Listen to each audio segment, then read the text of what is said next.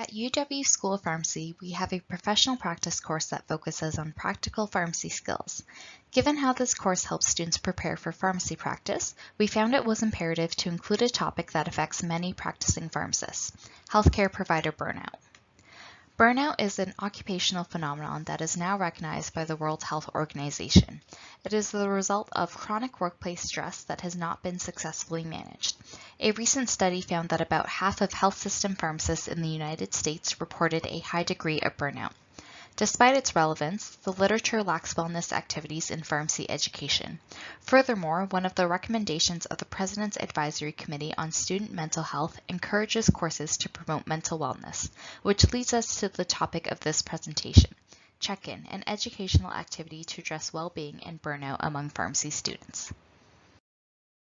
The check-in was integrated into the third-year professional practice course in the winter 2020 term. It comprised of 15-minute one-on-one personal sessions between a school pharmacy member and students. The overarching theme was to have students recognize that they need to take care of themselves in order to be able to take care of others. Before the check-in, students had the opportunity to opt out of the activity if they preferred.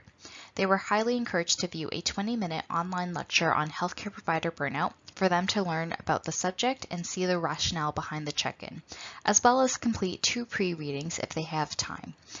Then, when students arrived for their individual check-in, they were asked to rate their mental health in the past week on a 10-point scale. From there, the students could use the check-in to talk about a topic of their choosing, or they could use our question guide.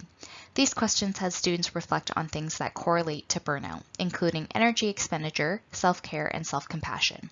Lastly, any students that may benefit were referred to counseling services.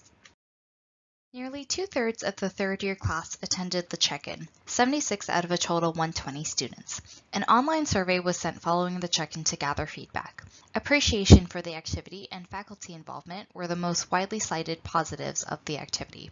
As one student put, "It very much seemed like an activity meant to help us, which was a relief. It underscores that the School of Pharmacy considers its students as more than just numbers. I felt genuinely cared for by the prof assigned to me, and in turn the School of Pharmacy for letting something like this be a part of the course." The biggest limitation for both students and the faculty was the short 15-minute duration. Overall, though, it was a huge success for the first time an activity of this nature has been offered in our curriculum. Moreover, it is the first published activity in pharmacy education that focuses on healthcare provider burnout. As for our next steps, we will be investigating the long-term impacts of the check-in, which is being funded by CTE's Learning Innovation and Teaching Enhancement Seed Grant.